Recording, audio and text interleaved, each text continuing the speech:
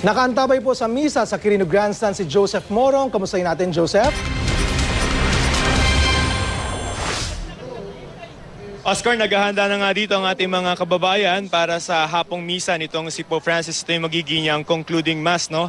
At ngayon ay sa mga oras ito ay tuturuan at itong ating mga kababayan ng sayaw dun sa sinulog. Kasi ngayon ay Feast Day of the Santo Niño at alam ni Pope Francis na ngayong araw na to ang kanyang pangungunahan ay isang Santo Niño Mass. Nakausap natin ang ilan nating mga kababayan na kagabi pang nag-aabang para sa misa nitong si Pope Francis ngayong hapon. Narito yung ating panayam.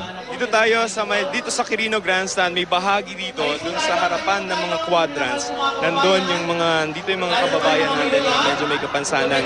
Itong lugar nila ay actually hindi bahagi noong ruta na nakita natin ng Pope Mobile. Pero may espasyo kung halimbawa gusto yun ng Santo Papa na dumaan dito. Ngayon, ang umaasa sila na kahit papano dahil ito ay yung concluding mass, suling pagkakataon na makita ng publiko at personal na maka-enkwentro itong si Pope Francis ay mabigyan man lang sila ng paspas. Ma'am, yun pong kasama nyo ay sino? Anak ko po, special child po. Special child? Oo, Ano pangalan? Robinson Ramon po. Robinson, sino gusto mong makita? Sino gusto mo makita? Si po. Yan po. Bakit? Kasi sa Papa lang ang gusto ko. Kasi? Kasi, Pag nakita mo, ano sabi mo? Ma'am, kayo rin po ay hindi ba kayo nahihirapan na medyo umuulan, makakulimlim at mamaya pa tayong hapon? Hindi po ba tayo nahihirapan medyo maulan? Oh.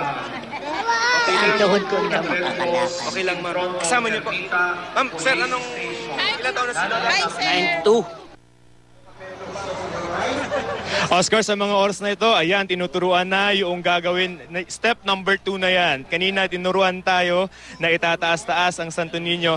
Alam mo, dun sa homily nitong si Pope Francis mamaya ay asahan na natin yung ilang mga pananalita tungkol sa kahalagahan ng Santo Niño. Oscar?